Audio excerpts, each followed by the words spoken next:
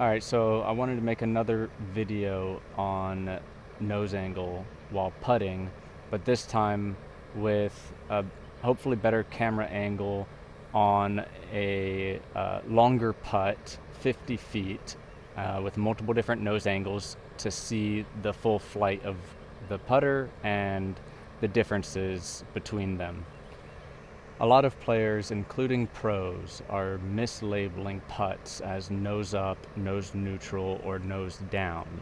But nose angle in putting isn't as difficult to see or as hard to control as drives are, so why is it so confusing? I think it's because there's essentially two definitions of nose angle that are used. One is the technical definition, where nose angle only makes sense if you know the launch angle. So, for example, to repeat what I went over in the last video, if my arm represents the launch angle where the disc is flying on this angle, this would be nose neutral because the nose is aligned with the launch angle. This would be nose down, and then this would be nose up. So it's only in relation to the launch angle. So that's the technical definition.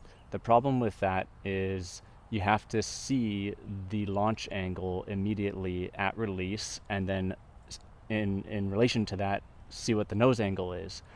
And that's hard to do with the naked eye, in person. So because it's difficult to see in real time the actual nose angle and launch angle, because you have to see the moment of release and a split second after to actually see the launch angle, because the trajectory can change pretty suddenly after that based on many factors. People end up using another definition of nose angle where sometime after the release, where it's easier to see things for many people who are witnessing the disc fly, that becomes the prominent point where the nose angle is talked about. And so if it looks like it's nose up or nose down or nose neutral, then it'll be talked about in that way. And that creates a lot of confusion, because sometimes people will switch between being technical with the definition, or different people will use it technically and then other people will use it loosely. And it's not really practical to use the technical definition all the time because it's difficult to see. So why does it matter? Well, for somebody like Ricky Wysocki, it doesn't matter, even if he's wrong about what he thinks about his nose angle while putting. He seems to dispute that it's nose down. I'll show a clip. What was the point of the motion? Like, I understand what you were trying Yeah. to do, but like, what's the added benefit to it?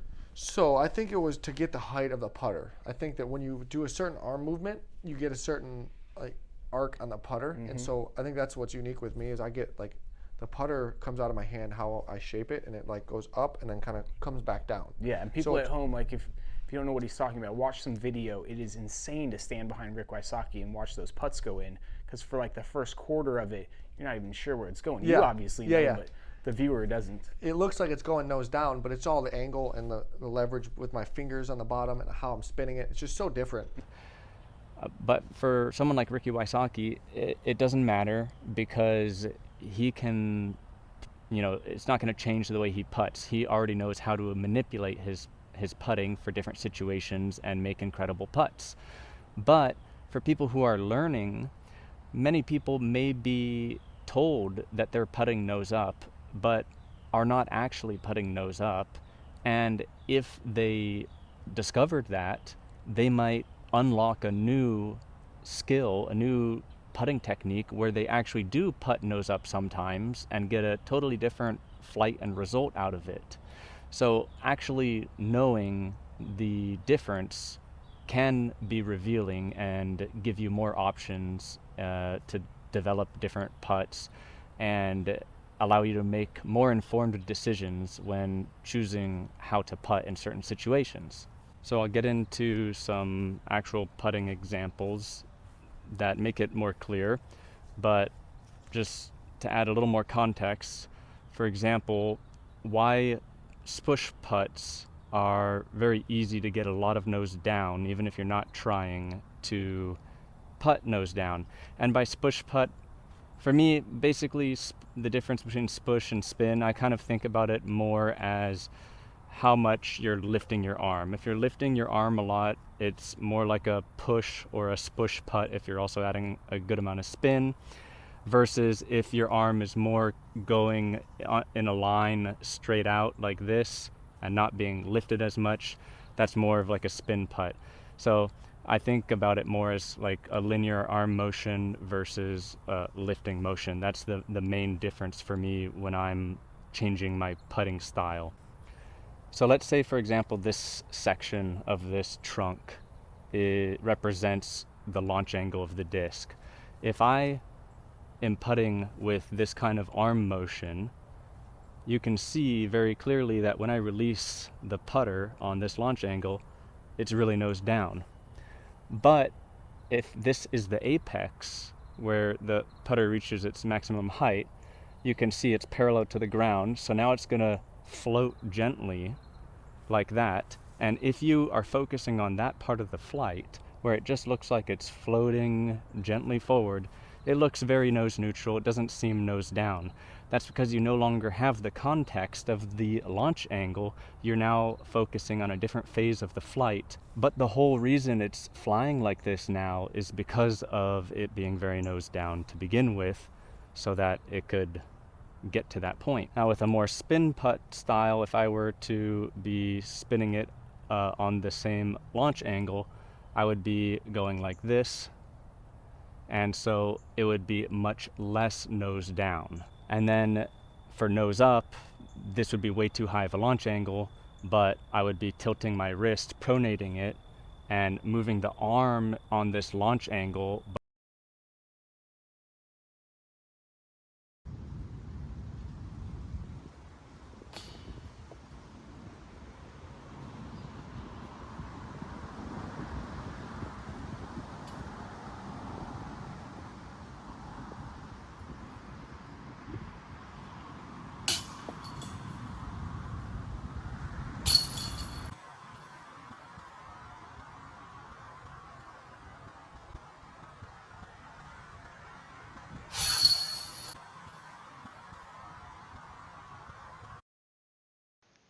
So here we can clearly see, even in the zoomed in blurry image in the middle, that the putter is significantly nose down, technically speaking, when we can actually see the orientation of the disc in relation to the launch angle. And this is what you see on many of Ricky's putts and many putts that use a large arm lifting motion. However, when watching a putt like this, what you see most is not what happens in the first second, it's what happens for the rest of the flight after that, because that's most of the flight.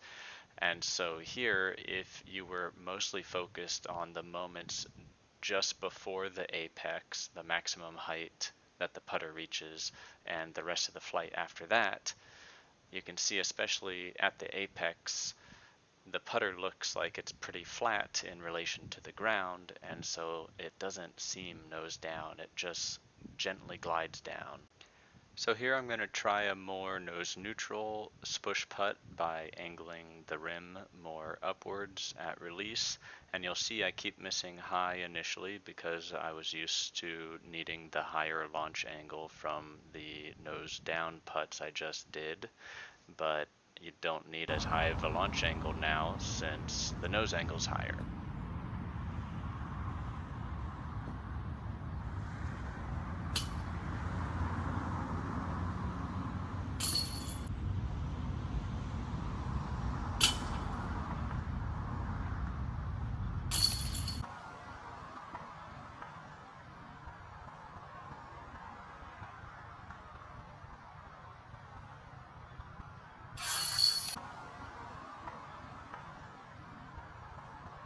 So here it felt like I was putting closer to nose neutral, but I still got -10 nose angle because it's very easy when doing a significant arm lift motion to get nose down.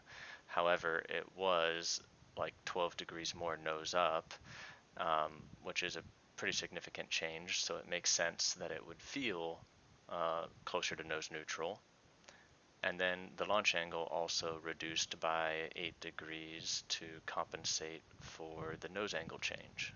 So here we can see that the flight paths are very similar because the top one is still nose down and the launch angle was adjusted to work well with that nose angle. So now I'm going to try to do more of what feels like a nose neutral spin putt. What I'm trying to do differently is I'm angling the nose of the disc higher and imagining drawing a straight diagonally upwards line kind of towards the rim of the basket, and then trying to move my forearm forward on that line by extending my elbow and then spinning my wrist on that same line as well. So when the forearm and the wrist are aligned like that with the rim, it feels like and seems like it should be nose neutral. The other thing I'm focusing on is doing less of a big arm lifting motion, and so my backswing isn't as low and deep in between my legs. Therefore, it feels like I don't need to do as much of a squatting motion and exploding upwards to help with the arm lifting from the spush putt. So I do less of the squatting and more just rocking back and forward.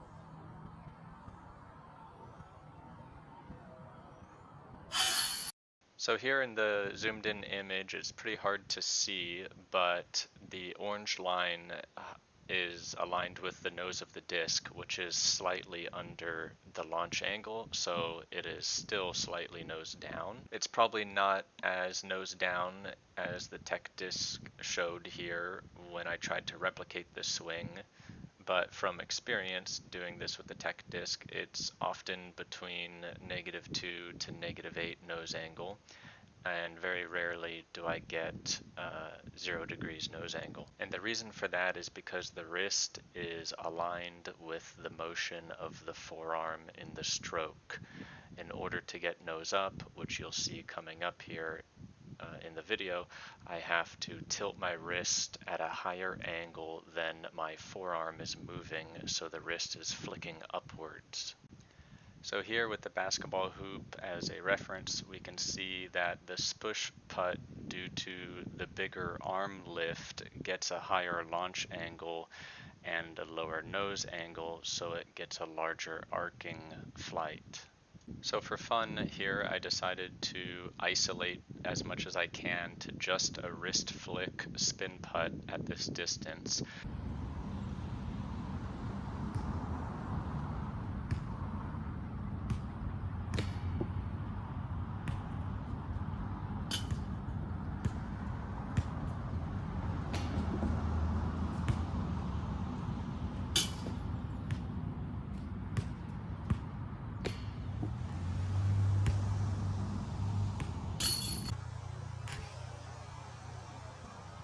Looks really nose up, doesn't it?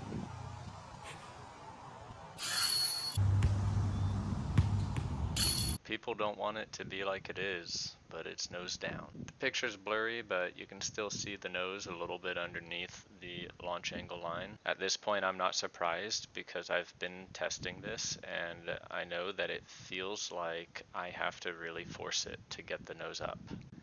Here it is compared to the nose down spush putt. You can see they both have an arc, but the one on top slowed down a lot more in the middle and as it comes into the basket. So now for the nose up putt, and here's a good view of what I'm trying to do to get the nose up. I'm gonna swing my forearm on a lower horizontal plane with my wrist tilting the disc up so that my wrist can spin the nose up. After looking at this putt more closely while editing, I don't think I actually did a good job of really getting the nose up. That's how weird and awkward it is. My body just doesn't want to commit to it because it feels wrong, and so I end up doing a similar spin putt to before, where it's a higher launch angle and kind of floaty, but a little bit nose down or nose neutral.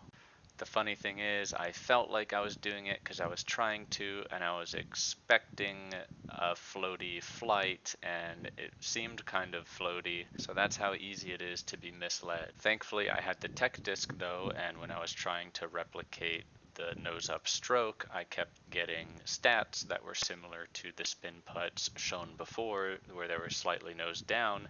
And I even restarted the tech disk thinking maybe it was bugging out. And that's why just before, when I was talking about the form change I was trying to do to get the nose up, and I was showing a good example of what I was trying to do, I was holding the tech disk in that example, because the tech disk made me realize I had to try a lot harder to really commit to getting the nose up, because I wasn't getting nose up stats. So it's a little bit more grainy now because I had to go back when it's darker to try to get a putting example that's actually more nose up.